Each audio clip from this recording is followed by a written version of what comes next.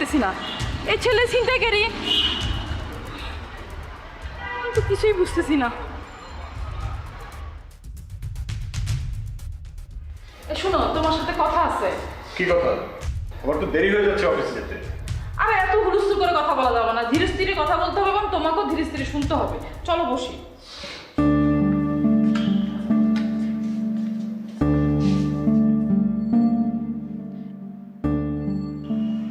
বলো। একটা ছেলে দেখতে খুব সুন্দর, কোট টাই পরা, অনেক স্মার্ট। আরে কি করেছে সেটাই বলো, ব্যাখ্যা দিতে হবে না।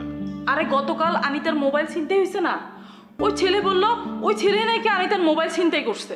আনিতা নাকি রিকোয়েস্ট করছিল, ওই জন্য ছেলে নিজে এসে আবার মোবাইল ফেরত দিয়ে গেল। এই যে মোবাইল, আমি ঘটনার কিছুই বুঝতেছি না। মোবাইল ফেরত দিয়েছে, মেয়েকে দিয়ে দাও। ঘটনা বোঝার দরকারটা কি? আরে কি বলো, ওই ছেলে ছিনতাইকারী হয় কিভাবে, আর এই মোবাইল বা ওর কাছে কিভাবে গেল? আনিতাকে ভালো করে জিজ্ঞেস করো, সেই বলতে পারবে।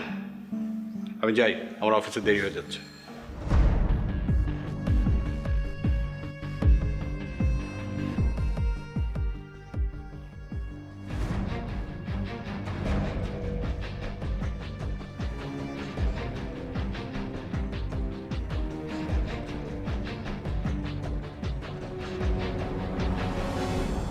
আনিতা, আনিতা, এই নে তোর মোবাইল, একটা ছেলে দিয়ে গেল।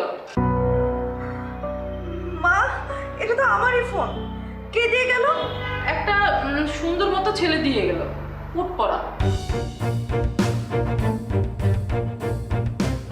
কই যাচ্ছিস তুই? আনিতা, কই যাচ্ছিস?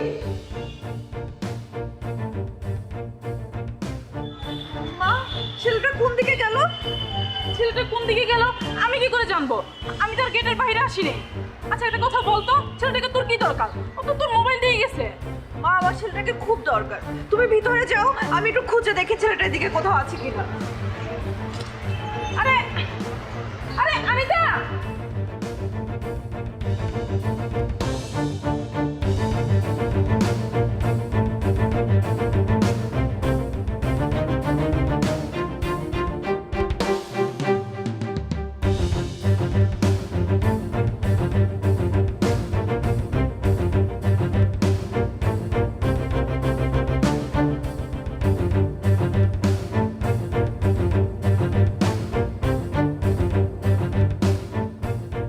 ভাই, আপনি ছিনতাইকারী না?